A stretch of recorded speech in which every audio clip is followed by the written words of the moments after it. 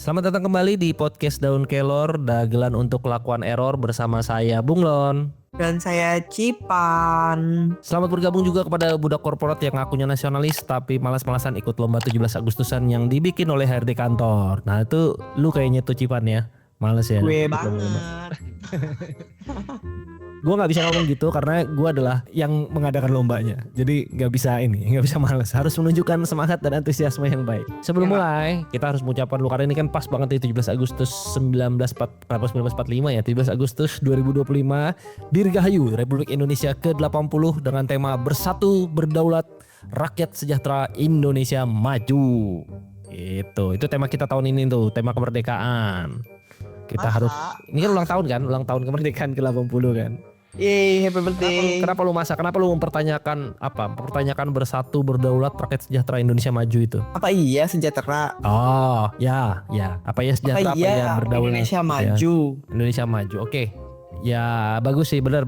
Karena kan tolak ukurnya nggak ada ya. Ini statement sepihak lah kira-kira gitu ya. Tanpa data kan. Tapi sebagai sebuah slogan, menurut gue sih penting Civan. Minimal ya ini semacam doa lah. Gitu, doa, ucapan kan adalah doa ya. Buat gue ini jadi doa kita semua. Semoga kita bersatu berdaulat, rakyatnya sejahtera dan Indonesianya maju. Jadi masih sampai level doa dulu. Gak apa-apa, kalaupun belum jadi kenyataan, minimal sebagai sebuah doa yang baik kan boleh dong. Sekedar afirmasi dulu lah ya. Oh iya dong. Walaupun gue juga berdoa semoga di 80 tahun Indonesia Merdeka ini IKN atau Ibu Kota Negara dapat diteruskan proyeknya daripada menjadi hambalang kedua. Tapi kayaknya jangan dulu deh, nanti pajak gue naik lagi. Itu dia. Aduh. Isu pajak yang akan mulai naik, termasuk salah satunya di Pati ya, terkait dengan kenaikan pajak PBB ya kalau nggak salah ya, 250%. Kalau nggak salah 250%. Bupatinya sampai di demo. Gue nggak tahu jelas sih apa yang terjadi. Kita harus pelajari kejadiannya kayak apa dan kronologisnya kayak apa. Tapi yang gue cukup tangkap pertama kali kan memang si Bapak Bupati yang terhormat ini rada sikapnya kurang baik lah ya, menantang orang untuk melakukan demo gitu. Itu hal yang tidak perlu karena dia lupa dia naik karena orang-orang juga gitu, orang-orang yang memilih dia gitu. Artinya gini, gue percaya Civan kalaupun hitungannya benar bahwa memang pajaknya harus naik 250%, nanti kita ini lah ya, kita analisa gitu. Gue juga belum lihat persis, tapi mensosialisasikannya lah dengan baik. Betul. Terus juga dia harus memperhitungkan dampaknya kepada masyarakat yang memilih dia dan yang tinggal di sana yang menjadi wilayah kewenangannya dia kan gitu ya. Dan kalaupun ada penolakan janganlah ditantangin tapi justru dijelaskan dengan baik gitu. Atau misalnya sepahit-pahitnya meskipun harus gitu ya, ini seumpamanya pun harus memang pajaknya naik, maka dia bisa melakukannya dengan dimundurkan dulu bertahap gitu kan. Jadi dia akan kembali menerangkan ke masyarakat gitu-gitu ya sebenarnya ya. Betul, minimal ada penjelasan aja sih ketimbang membuat panas gaduh gitu. Dan yang terjadi kan lucunya justru dengan perlawanan rakyat Pati kan orang juga kemudian dari luar daerah tiba-tiba mendukung gitu, berikan sumbangan apa gitu ya. Kalau yang nggak salah. Kalau jadi seru gitu kan. Gue lihat walaupun sekali lagi ya ini untuk teman-teman yang juga mendengarkan, kayaknya Civan gue juga gitu belum sepenuhnya kita memahami ini ya kronologis kasus ini ya gitu. Kita lagi sambil baca-baca dan melihat keramaiannya. Walaupun kita tetap mendoakan semoga ketemu jalan keluar lah, itulah solusinya apa. Betul. Gitu ya. Lagi di nuansa-nuansa kemerdekaan ya. Itu yang lagi rame. Apalagi yang lagi rame nih Civan di 80 tahun ini? Penting banget gak sih hadiah dari presiden? Libur nasional tanggal 18. Ternyata kita di prank bersama gak tuh? Jadi kalau mungkin penjelasan singkatnya bedanya libur bersama libur nasional dan cuti bersama sebagai budak korporat ya swasta. Itu penting banget. Iya. Libur nasional itu kan kita nggak dipotong nih jatah cuti tahunannya. Betul. Jadi tetap utuh, nggak ada potongan apa-apa. Libur kayak hari besar lainnya gitu kan. Sedangkan kalau Cuber mungkin ada kebijakan tiap kantor beda-beda, tapi sebagian besar pasti memotong jatah cuti tahunan. Iya, dan itu merugikan sebenarnya buat karyawan yang tidak mau atau tidak memerlukannya, dan dia akan menabung cutinya di tempat lain, di waktu lain gitu ya. Betul, berasa kemarin sih udah agak excited gitu kayak wah tambah nih libur nasional. Dan pengertiannya kalau libur nasional tuh artinya tahun depan juga libur gitu ya? Atau belum tentu, karena kan libur nasional 2025 bisa saja disebutnya begitu kan. Oke. Jadi itu tahun depan tidak diulangi, karena ini kan kebetulan memang 17 Agustus 2025 ini kan jatuh di hari Minggu ya. Iya, jadi betul, hari mungkin Minggu. orang perayaannya butuh sehari lagi biar valid gitu, kemeriahan di kampung-kampung dan kota-kota dan RT RW gitu Kak. Jadi sebagai budak korporat nih sangat-sangat terkejut dari antusias menjadi udah deh nggak usah libur. Nah itu menarik tetapi Ciwan. Gue curiga sebetulnya. Jadi awalnya mungkin libur nasional, memang libur nasional, makanya disampaikan libur nasional. Kalau gue nggak salah yang menyampaikan pertama kan juga bukan presiden langsung ya, kalau nggak salah ya. Tapi lupa deh, nanti silakan dicek ya teman-teman, silakan komen di bawah. Nah lalu kemudian mungkin pengusaha, kita harus melihatnya di sisi pengusaha nih. Pengusaha tuh kan adalah orang-orang yang menggerakkan roda perekonomian, yang kemudian kalau kebanyakan libur, usaha nggak jalan gitu, bisnis nggak jalan gitu. Jadi mungkin ada muncul ini dari mereka, apa namanya, masukan lah gitu kan, biasa kalau dari asosiasi pengusaha gitu kan. Tapi kan kemudian kemudian dijadikanlah cuti bersama karena memang juga mendorong ASN, karena kan cuti bersama itu untuk ASN ya, yang pasti jadi cuti bersama gitu yang tidak dipotong cuti tahunan. Itu membuat mereka punya libur yang lebih panjang sehingga mereka bisa berrekreasi lah istilahnya gitu, untuk menggerakkan roda perekonomian. Jangan rekreasi. Himbauannya adalah mengadakan lomba. Nah ya, tapi kan juga kan kalau dengan mengadakan lomba kan tentu akan ada banyak peralatan yang dibeli dan seterusnya kan, pasti ada inilah ya, ada perputaran ekonomi gitu. Beli-beli hadiah lah atau beli-beli kerupuk kan, tukang kerupuk tiba-tiba jadi naik kan gitu. Misalnya gitu. Tapi memang benar yang lu tadi bilang Civan, kayak buat kita budak korporat kan tiba-tiba jadi kayak prank. Dan yang rese itu gini, yang rese itu sebenarnya kalau menurut gua, kita kemudian jadi merasa lu kayak omon-omon. Nah akhirnya gua pakai juga istilah omon-omon ini kan untuk membalas apa yang mereka omongkan dulu. Ya maksudnya lu gak konsisten. Harusnya hal-hal seperti ini kan udah lu pikirkan bahkan dari awal tahun. Iya dong, kalender itu kan udah dibuat setahun gitu. Masa lu gak bisa pikirkan sih, oh iya kita mau kasih libur nih di 18, libur nasional 18 Agustus. Tapi kita tanya dulu yuk, dengar pendapat dulu gitu kan dari berbagai stakeholder. Oh stakeholder bilang janganlah Pak, ini segala macam. Ini kan gak apa-apa juga. Tapi kita cuti bersama aja ya supaya ASN. Jadi kalau gue lebih kepada pengen lu tegas, konsisten dengan sesuatu yang punya alasan. Jadi dilawan pun sudah susah gitu. Kalau ini kan jadi kayak pelintat-pelintut gitu.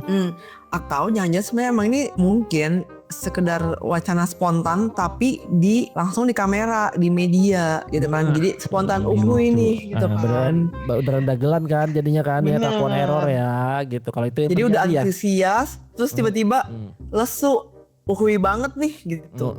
Itu kalau itu beneran terjadi, nah itu tuh beneran dagelan untuk lakukan error banget tuh kelakuannya gitu, jadi kocak gitu. Tapi ya sudah lah, apapun itu, nah, kita nikmatin aja karena kalau gue sendiri di kantor gue akhirnya dicuti bersamakan. Dan memotong saldo cuti tahun. Ya apa boleh buat lah. Untungnya gue kan tipikal yang nggak banyak ambil cuti tipikalnya gitu. Jadi ya udahlah gitu. Balikannya gue lagi, nggak apa-apa. Asih lah. Itu tentang prank lagi ya. Tentang libur nasional jadi cuti. Berapa lagi yang menarik? Oh ini, Ivan ada ini. Pemutaran film animasi merah putih One for All. Waduh ini seru banget sih. Bila ini tuh bagus banget ya sih momentumnya. Nah kan memang mau mengambil momentum itu ya. Gue akhirnya memandangnya gini. Tapi gini, kita bicara dulu dari sisi kontroversi yang terjadi ya. Kita nggak bilang mana yang benar mana yang salah. Kontroversi yang banyak beredar kan adalah satu, nih animasi busuk banget gitu secara teknis. Karena juga sebelumnya diawali dengan Jumbo gitu yang memakan, kalau nggak salah memakan hampir lebih dari 20 miliar. Sementara konon kabarnya merah putih One for All ini memakan 6,7 miliar. Yang belum jelas nih gue juga sumber dananya, apakah dari pemerintah, apakah dari ini. Kan yang jadi menarik kan kalau itu dari pemerintah, maka kemudian dia orang curiga gitu, netizen ini curiga nih ada indikasi korupsi nih gitu. Kalau dari pemerintah ya gue juga nggak tahu nih sepenuhnya karena gue nggak ngikutin. Tapi yang jadi masalah utama adalah memang kualitasnya segitu jauh. Nah gue bilang jauh ya, nggak buruk ya. Karena ada juga yang statement bagus dari orang terkait dengan animasi ini, Civan. Dia bilang apapun itu harus diapresiasi sih. Betul, gue setuju juga gitu. Karena kan kalau gue juga disuruh bikin film animasi, mungkin hasilnya malah lebih busuk dari One for All ini. Cuma kan kemudian lalu banyak lah ujungnya, kok bisa dia tayang di bioskop standar begitu. Dan itu menurut gue perdebatan atau diskusi yang bisa kita diskusikan gitu. Kita bisa debatkan. Gue belum taunya opini-opini ini nggak oke itu berdasarkan trailer yang mereka lihat. Betul, trailer dan juga terutama posternya sih. Gue juga kan sebagai orang yang beberapa kali berkarya dengan Canva gitu. Ini bahkan lebih buruk daripada template Canva gitu. Kita kan tahu bahwa template Canva tuh standar ya. Tapi kan lu bisa contek, apalagi kalau poster film. Bayanglah kita bikin poster lomba Agustusan atau lomba antar komunitas dalam komunitas kita aja, atau poster undangan dengan template kita ubah-ubah sedikit jadi lebih cantik, dan juga kita bisa melihat contoh-contoh lain gitu. Nah ini memang yang mereka bikin ini kayak jadi dari PowerPoint gitu, not even dari Canva gitu. Itu yang jadi dagelan juga sih. Iya juga sih, masa kalian sih tidak bisa bayar orang, pencari orang yang punya ini untuk membuat. Lalu kemudian ini juga yang lucu tapi benar, katanya film nasionalisme dan ini merah putih tapi kok One for All bahasa Inggris gitu. Itu jadi ini juga sih gitu. Jadi iya juga ya gitu. Kalau di kita tuh mungkin bahasanya inkonsisten gitu ya, film Indonesia kenapa judulnya jadi One for All gitu. Belum lagi kan akhirnya perdebatannya sampai kepada netizen kan menelisik loh ya, begitu dalam gitu. Ternyata ini tuh karakter-karakter 3D-nya tuh dibeli gitu, dibeli murah gitu, dicek YouTube-nya ada, gue lupa orang Pakistan kalau nggak salah gitu, gue lupa, nanti silakan dicek. Dibeli dari dia, bahkan tidak dibeli kalau menurut orang Pakistan ini gitu-gitulah. Diambil aja, dicomot. Diambil dicomot, dibawa sedikit gitu. Yang paling lucu tuh adegan, ada satu gue sampai terheran-heran juga. Ada satu adegan di mana mereka anak-anak ini mencari bendera di gudang, dan di gudang itu ada senjata gitu, AK-47. Ini film apa sih gitu ya? Kemudian si pembuatnya, gue sempet cek juga, pembuatnya bilang enggak itu kan karena perayaan Agustusan, ini kan senjata mainan, dan sebenarnya jadi lucu lah gitu. Perdebatannya bergulir lah ya gitu. Kalau gue sih lebih selalu tipikal, kalau lu nggak suka ya nggak usah dihujat, tapi nggak usah ditonton juga lah gitu ya kali ya. Oke, setuju. Tapi kalau kalau gitu, kalau lo dari sisi Canva dan sebagainya macamnya, gue akhirnya ngelihat si posternya, oh jadi emang gue agak ketinggalan. Jadi ternyata bener-bener kayak your point. Ini kayak anak anak sekolah, bukan SMP, anak sekolah yang lagi belajar bikin poster gitu, tuh nggak? Dan grafis.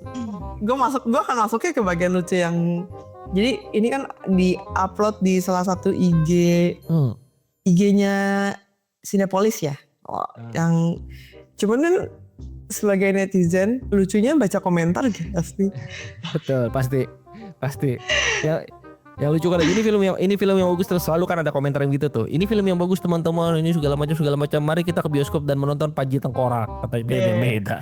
Bahkan ada yang nawarin salah satu aplikasi premiumnya mau pinjem nggak gitu karena dia punya premium. Tapi ya oke lah, gue akhirnya menikmati membaca komentar-komentarnya mereka gitu. Jadi bilangnya apa ya, mungkin lebih jatuhnya ini, atau jangan-jangan boleh nggak kita berpikir positif, ini salah satu trik marketing nggak sih? Bisa aja, bisa main untuk dapetin atensinya kita ya udah gitu. Terus makanya gue juga tipikal orang yang nggak mau terjebak langsung kan, gue menikmati keramaiannya gitu. Sekali lagi sebagai penggemar teori konspirasi, gue selalu orang yang ini ada isu apa sih di belakangnya disembunyikan orang ini sehingga ini kemudian dimunculkan untuk mencuat gitu. Selalu begitu gue berpikir. Oke, paham. Jadi arahnya kemana nih gitu ya Kak? Ya udahlah, ya udah, namanya juga teori konspirasi ya kan.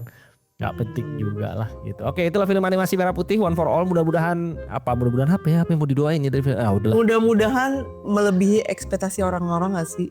Ya. Mudah-mudahan lah ya begitu ya. Gue mencoba cari kalimat positif sih. Kita tinggalkan animasi merah putih. Ada lagi yang menarik Civan di minggu ini terkait dengan bendera bajak laut. Nah, pengibaran bendera bajak laut ini yang diambil dari One Piece ya. Mugiwara Crew atau kru topi jerami. Jadi bendera bajak laut yang digunakan oleh Luffy. Gue kebetulan baca. Jadi ini bendera bajak laut yang digunakan oleh Luffy. Luffy adalah seorang bajak laut yang bersengketa dengan pemerintah yang sah gitu, karena mereka menganggap Luffy dan krunya menganggap pemerintah yang sah ini lalim lah gitu kira-kira. Jadi keramaian pengibaran bendera bajak laut ini kemudian menjadi semacam simbol perlawanan terhadap pemerintah kira-kira gitu. Dan kemudian sama pemerintah juga, bukan oleh pemerintah ya, oleh oknum pemerintah seolah-olah disikapinya jadi serius gitu. Sementara kan ya kalau menurut gue sih it's a jokes, tapi memang mungkin sekali lagi ya, karena di zaman era buzzer ini gue juga percaya sebenarnya bisa saja ini sesuatu yang digerakkan gitu ya untuk kemudian menunjukkan ketidaksukaan pada pemerintah. Walaupun sekali lagi gue bukan pendukung pemerintah, juga bukan pembenci pemerintah gitu, tapi ini kan kemudian digerakkan untuk menunjukkan bahwa ya kita tidak percaya pemerintah dan menurunkan kepercayaan orang terhadap pemerintah.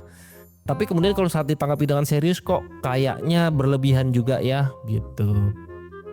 Tapi walaupun bisa saja dimaknai serius, ya memang ada dan cukup banyak masyarakat yang tidak puas lah gitu dengan kinerja pemerintah kan, dan boleh-boleh aja ya, namanya juga kritik gitu. Jadi menurut gua kedua belah pihak sih error juga gitu. Error tuh karena pemerintahnya error sih menurut gua dengan menanggapi ini secara terlalu serius, tapi para pengibar ini juga karena terlalu banyak akhirnya menurut gue yang ikut-ikutan aja sebenarnya gitu. Lu nggak punya setuju ini kan ya.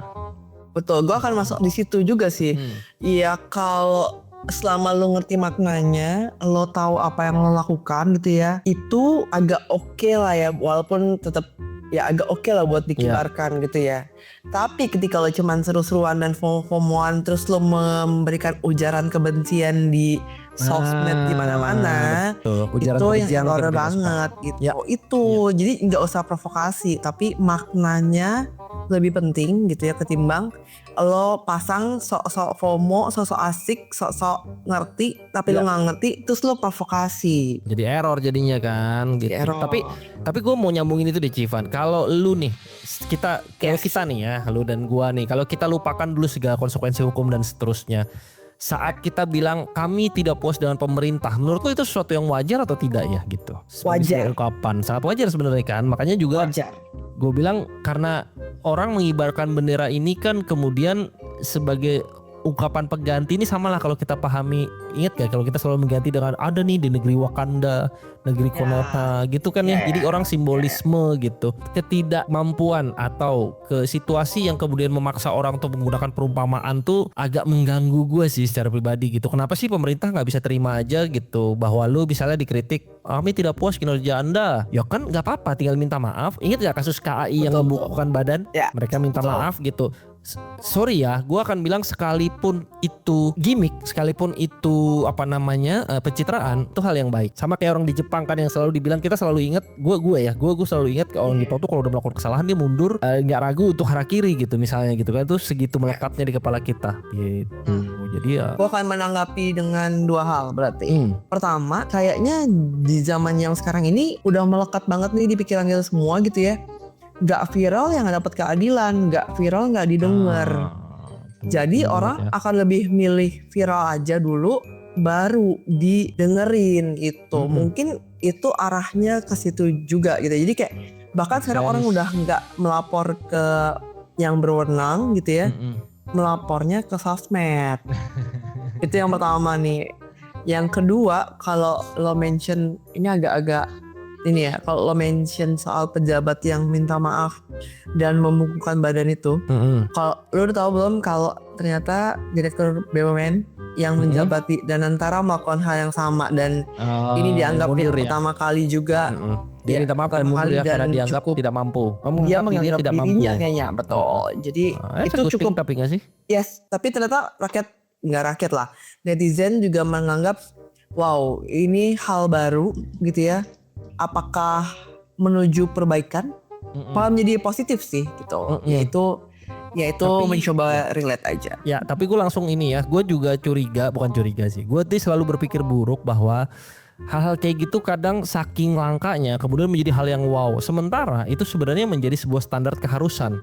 Jadi gue kadang contoh paling gampang lah yang gue pernah lihat gitu di sosmed, ada bawa bapak gendong anaknya, itu kemudian menjadi sesuatu yang wow karena wah inilah bapak yang membela kaum feminis. Pasti gini, bapak gendong anaknya dia lagi ya suka-suka dia gitu. Dia nggak mau gendong anaknya pun suka-suka dia gitu. Maksudnya orang ngapain bukan hal yang luar biasa ya. Iya, cuma kadang kita kemudian mewaukan efek wow-nya tuh seolah-olah menjadi ini. Nah, gue sih sepakat saat ini kayak tadi yang lu bilang Civan, bahwa pejabat minta maaf, memukul badan tuh gimmick ya gitu, minta maaf sebenarnya cukup gitu, tapi kemudian mundur itu sesuatu yang langka untuk dilihat, dan kelihatannya menarik kalau itu bisa dibawa sampai ke sebuah standar kinerja pemerintah gitu, sehingga kalau dia gagal dan kemudian merasa bertanggung jawab, maka ya dia harus meminta maaf dan mundur aja, dan kita akan jadi lebih bisa menerima. Karena gini, gue adalah tipikal orang yang selalu merasa bahwa pejabat tuh memang bisa salah dalam mengambil keputusan kan gitu.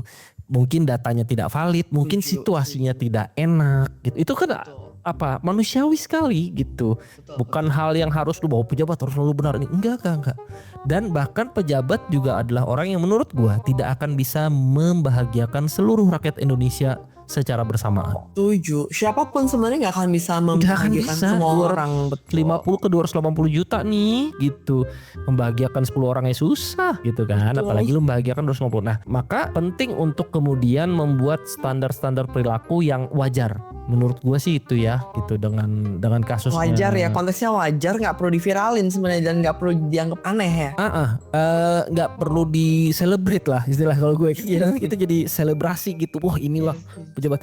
Bukan. Nanti dia begitu gimmick di belakang dia ketangkap korupsi KPK, selesai lu gitu. Maksudnya ini orang-orang yang tadi kita elu-elukan kemudian terlalu dinabikan gitu.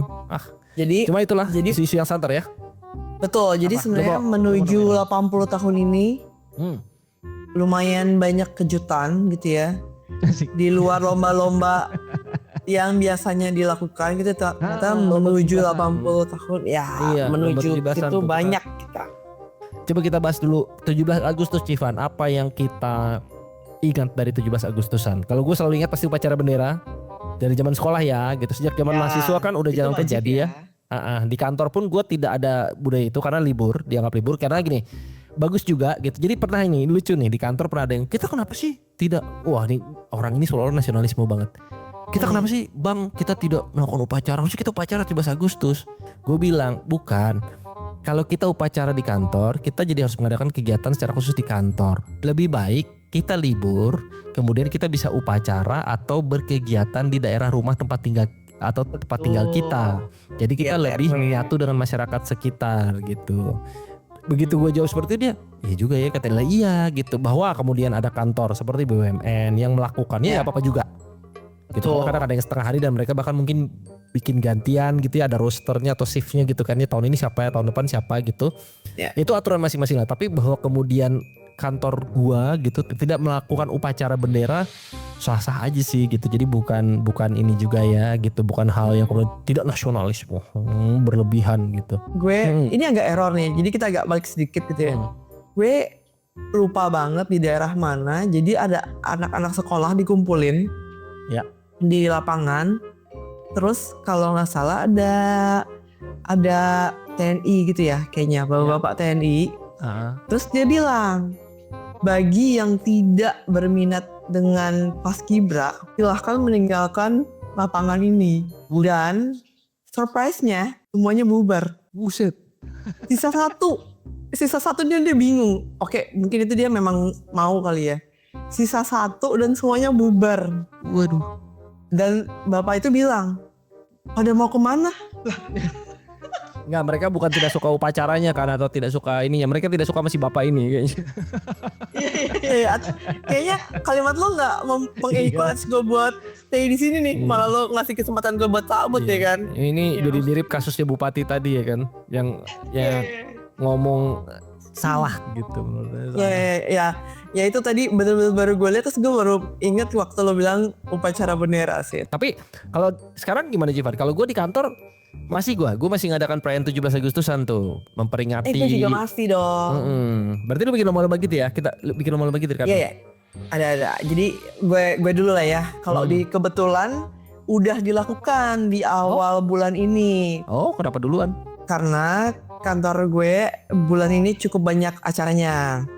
Jadi kita harus diatur agendanya. Jadi maka itu acara lomba 17-an itu kita lakukan di awal bulan ini setelah himbauan untuk lomba di tanggal 18. Cukup seru, cukup menarik gitu ya. Ada mini soccer. Mini soccer. Itu mini soccer. Ada juga lomba-lomba yang seru-seruan, cuman kebetulan sekarang udah bergeser mengikuti zaman kali ya. Kayak lebih ke arah lucu-lucuan yang di sosmed-sosmed itu. Jadi memang gak ada lagi tarik tambang, gak ada panjat pinang gitu. Gak ada lagi tadi balap karung. Jadi sekarang udah kayak ke arah lari berdua pakai balon, pakai daster, ya lucu-lucuan lah. Ya bakyak masih ada, tapi ya itu yang kita coba modif kali ya menuju zaman sekarang kali ya. Ini yang kalau orang datang tinggal datang gitu ya kira-kira ya untuk berlomba ya. Ya jadi buat yang bukan atlet bisa ikutan gitu, bisa berkontribusi. Kalau gue juga sama, ada perlombaan itu makan kerupuk yang tetap, karena makan kerupuk tuh menurut gue sesuatu yang bagus banget kalau di foto, ikonik sekali ya gitu. Itu harus tetap, karena memang nggak bisa melakukan panjat pinang aja sih. Kalau bisa panjat pinang mungkin panjat pinang juga kami bikin di kantor gitu, tapi kan susah ya karena oli dan segala macem. Jadi ya makan kerupuk. Tapi kemudian di kantor gue tuh bikin ini Civat kayak olimpiade gitu, rangkaian olahraga lah gitu, karena memang banyak ininya ya, banyak karyawannya banyak, jadi bisa, dan ada grup-grup usaha gitu, jadi memang memudahkan untuk kita membuat olimpiade lah gitu, olimpiade mini lah gitu. Ada berapa cabang? 10 cabang, rangkaiannya sampai September kita bikin. Dibuka dengan 80 tahun Indonesia Merdeka ini perayaannya gitu. Dan lomba sederhana baru dibuka.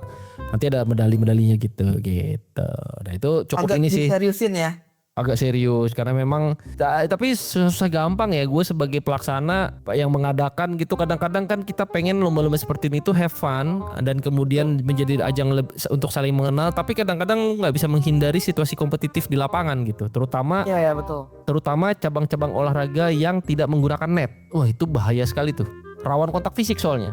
Futsal, mini soccer, sepak bola, terus basket gitu, itu rawan kontak fisik tuh sebenarnya gitu. Makanya gue lebih suka olahraga yang menggunakan net, tenis meja, tenis, terus bulu tangkis gitu. Betul. Banyak lah yang bisa terjadi di lapangan kan ya. Sekarang kan padel lagi populer nih, padel. Nah kita bikin juga padel gitu. Wah, itu seru sekali kantornya. Menarik. Supaya semakin seru gitu. Tapi lu sendiri tipikal yang ini gak? Antusias gak untuk terlibat dalam kegiatan-kegiatan kantor gitu? Gue antusias sebagai supporter kayaknya ya. Jadi kalau terlibat enggak ya? Ada, kalau gue selalu punya alasan sih kenapa gue nggak terlibat hal-hal itu gitu, karena hari apes tuh nggak ada yang tahu gitu. Nah gue itu pernah kesandung dan gue harus digips gitu, jadi itu cukup traumatis. Cukup traumatis ya, kayak benar-benar kesandung di satu baca blok dan nggak parah harusnya, tapi gue sampai digips gitu, jadi gue selalu ganggu kan. Fatal tidak, tapi mengganggu kehidupan lo, seharian kehidupan lo kan gitu. Udah deh gak usah banyak gaya gitu. Dan jadi gue adalah orang yang antusias buat ngeliat acaranya, nyemangatinnya gitu kan. Dan gue nyerempet sedikit ya ke, sekarang nuansa sosmed kita kan juga banyak yang nge-share core, kalau bahasanya core 17-an gitu. Yang lucu-lucu gitu kan. Bener. Jadi itu gue antusias sih buat ngeliatin itu. Ya kalau gue karena tipikal memang mukanya muka panitia kali ya gitu. Jadi gue selalu terlibat di mana ada keributan, ada gue di situ gitu. Jadi mau nggak mau memang ya gue, tapi kalau gue bilang antusias gue enggak sebenarnya, karena akhirnya sebagai pelaksana tuh lebih capek kadang-kadang menangani konfliknya gitu dibanding menikmati kemeriahannya. Dan balik lagi nih ke kalimat, kita nggak bisa nyenengin semua orang. Wah ini dia nih, memang nih kita tidak, kayak bisa jadi topik khusus ya, kita tidak perlu menyenangkan semua orang gitu kan. Nah setuju, garis bawah tidak perlu dan tidak bisa. Ya setuju sih. Iya, karena kan susah ya, kadang kayak misalnya bikin aturan deh gitu, ini tiba-tiba ada yang bertanya kenapa aturannya begini. Gue tadi gue kemarin sampai berdebat gue masalah satu, adalah yang mendebat, nih ngapain sih bikin peraturan begini. Gue sampai menggunakan analogi gini, kalau lu ikut kompetisi di luar, lu tidak pernah bertanya kepada panitia kan, ini kenapa peraturannya begini. Lu ikut bertarung dan menang gitu. Bahkan kemarin gue didebat juga sampai masalah undian, ini harusnya yang kuat ditaruh terpisah dong, dan seterusnya. Jadi kita juga punya jalan untuk menuju final. Maksud gue, lu pengen menang itu adalah mengalahkan yang kuat, tapi lu pengen gampang jalannya, cemen amat gitu. Gue akan jadi yang terbaik, terhebat, terkuat saat gue mengalahkan semua orang. Bener gak sih gitu? Ya betul. Kenapa betul. jadi gue harus takut, gue pengennya gampang jalan ini juga. Ini lemah banget gitu sih, semangat kompetitif lu lemah bener gitu. Artinya gue tuh suka juga dengan orang-orang yang masa bodoh, tau gak lo? Lu tau kan orang masa bodoh yang mereka datang masuk ke gelanggang pertarungan dan gak peduli aja kayaknya gitu. Pokoknya gue main, berusaha aja dulu gitu kan. Gue udah berefort gitu kan. Iya dia bahkan gak berpikir apapun gitu. Gue menikmatin aja permainan ini, orang-orang yang menyenangkan menurut gue. Ini enggak, peraturannya di debat ini segala macam. Ini ya cuma ya gue ngerti sih itu karena jiwa-jiwa kompetitif dan juga memang keinginan. Nah ini dia yang gue bahaya menurut gue, keinginan menang instan ini nih. Kan lucunya adalah gue selalu analogikan ini. Bapak dan ibu, kita nih bukan atlet, kita nih karyawan. Kalau kita jago benar di satu cabang olahraga, kita jadi atlet, bukan jadi karyawan. Gitu. Jadi saat lu ingin memenangkan sebuah, anggaplah misalnya kejuaraan padel gitu, tapi lu bahkan baru aktif bermain padel sejak awal tahun, dan kemudian lu berlatih konsisten selama sebulan sebelum turnamen. Sementara dari pihak lawan adalah orang yang sudah menguasai tenis, karena kan padel ke tenis agak mirip ya, tenis ke padel tuh mudah gitu. Gue juga udah rasakan sebagai orang yang main tenis, ternyata untuk bermain padel tuh adaptasinya mudah. Bukan gue bilang jago, adaptasinya mudah ya, tolong digarisbawahi nanti kesannya gimana gitu. Nah, lu akan berbeda pastinya dengan orang yang sudah bertahun-tahun bermain tenis, kemudian dia baru belajar padel dengan kondisi durasi belajar yang sama sebulan, jauh bedanya gitu. Dan lu kalau pengen menang, apa yang lu harapkan gitu. Aneh juga sih menurut gue, tapi ya sudahlah, hal-hal kayak gitu kan kadang harus ditangani ya. Buat yang suka protes sama aturan dan kebijakan, sekali-sekali cobain jadi panitia deh. Wah, itu mau nggak sih? itu biasa kuncian gue tuh, apa raja terakhir gue tuh kalau ini. Ya udah bapak ibu aja jadi panitia sini gitu. Langsung lah, biasa langsung kicep gitu. Kan yang saya hadapi bukan cuma Anda protes satu persatuan. Saya masih bingung nyari lapangan padelnya di mana gitu. Betul.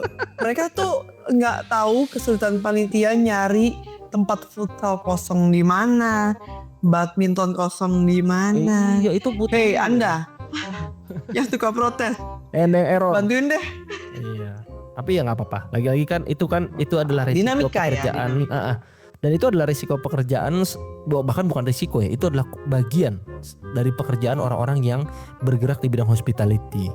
Karena dia berhadapan dengan orang yang akan komplain kan gitu ya. Jadi gue juga merasa bahwa oke, gue bisa belajar sesuatu, dan menariknya adalah gue belajar juga menyukai saat gue mengeluarkan argumen atau counter argumen yang tepat. Itu menyenangkan nih menurut gue. Jadi gue bisa tahu, oh kenapa ini begini, karena begini. Nah ini gak bisa didebat nih gitu. Kenapa ini begini ya, karena kondisinya memang yang terbaik ini. Nah ini gak bisa didebat lagi nih gitu kira-kira ininya. Oke lah Cipan, kita sudah banyak sekali bicara tentang Agustusan. Karena umpuk ini 17 Agustus 2025, 80 tahun Indonesia Merdeka. Kira-kira kalau kita berdua ditanya, doa apa yang ingin kita berikan kepada Republik Indonesia kita yang tercinta ini gitu. Apa kira-kira? Lu doanya apa untuk Republik ini? Semoga rakyat sejahtera Indonesia maju. terlalu lu jadi, gue doa itu mengingatkan gue, lu nonton Bruce Almighty gak sih? Iya tau. Nah, itu mengena banget di hati gue loh saat dia bilang, ya udah lu coba berdoa sekarang. Oke, God please feed the hunger dan give apa gitu. Jadi tiba-tiba Morgan Freeman bilang, bagus, itu doa yang bagus. Kalau lu mau jadi Miss Amerika, dia bilang. Kalau lu mau jadi Miss Universe, kata. Itu mengena banget di hati gue gitu. Jadi iya sih, kadang-kadang lu doa jangan normatif. Jangan muluk-muluk gitu. ya. Muluk adalah keharusan gitu, tapi jangan normatif gitu. Kayak misalnya semoga dunia tidak lagi mengenal perang. Nggak mungkin. Aduh. Perang adalah bagian dari dinamika dunia ini gitu. Atau lu tadi berdoa semoga rakyat sejahtera. Enggak, akan selalu ada rakyat yang tidak sejahtera sih, karena kan selalu lagi. Bahkan even di Amerika kan lu tahu kan, yang Amerika sekarang karena perekonomian bobrok sehingga kemudian banyak homeless dan seterusnya gitu. Amerika tidak superpower yang kita bayangkan gitu. Bahkan mungkin lebih secara negara, walaupun sekali lagi beda luasannya, mungkin akan lebih makmur Singapura gitu secara rakyat, karena juga rakyatnya dikit ya gitu. Tapi poinnya adalah tidak ada negara yang, walaupun Singapura punya tantangannya sendiri ya sebagai negara gitu ya, cuma nah itu tadi kayaknya terlalu. Jadi apa, doa lu coba ulang lagi. Doa lu kurang ini, kayak kurang oke nih untuk menutup podcast kita kali ini. Semoga kita nggak di-prank lagi deh. Nah, artinya pemerintah lebih tegas, pemerintah bisa melakukan tindakan yang didasari pemikiran yang baik, terukur gitu ya. Dan untuk rakyat gitu. Kalaupun gini, kenapa juga jadi komentarin doa orang ya, tapi nggak apa-apa ya. Lo jadi nyapuin gue ya. Bukan nyapuin. Gue mempertanyaannya gini, kalaupun orang-orang pemerintah adalah orang yang pengen kaya, boleh, sangat boleh. Silakan naikkan gajinya, tapi tolong berikan juga yang terbaik pada kami lah, rakyat yang membayar pajak ini kan gitu ya. nggak apa-apa dong gitu kalau mereka memang harus kaya supaya kalian tuh punya pemerintah tuh kalian tuh punya punya waktu yang lebih untuk memikirkan rakyat gitu loh. Nggak apa-apa, kalian memang harus lebih sejahtera dulu supaya rakyatnya juga bisa terbantu. Kira-kira gitu ya. Doa gue apa ya? Kalau dari Bungon? Nah, doa gue adalah bingung gue mendoakan Republik ini ya. Gue mendoakan semoga, kalau gue sederhana aja, semoga tidak banyak lagi hal-hal error di medsos gitu yang karena itu menarik hati gue gitu untuk membaca. Tapi kan kalau lu terlalu banyak melihat hal-hal error kan lu menimbulkan rasa pesimis, menimbulkan rasa menimbulkan rasa gue gampang gitu skeptis ya nggak sih gitu tidak menimbulkan sisi-sisi negatif gitu, memperuncing sisi negatif dari diri lu gitu menurut gua ya, memancing yang selama ini mungkin tidak terpancing dan memancing pernyataan-pernyataan kotor dari kepala gua gitu. Mengundang aura-aura negatif gitu ya. Iya. Kira-kira itu doa kita untuk 80 tahun Indonesia Merdeka ini, Dirgahayu Republik Indonesia ke-80, bersatu berdaulat, rakyat sejahtera, Indonesia maju. Semoga Tuhan memberkati negara kita ini. Kira-kira gitu ya Civan ya untuk edisi episode kita kali ini di podcast Daun Kelor. Sampai ketemu lagi di episode berikutnya. Thank you. Bye bye, merdeka.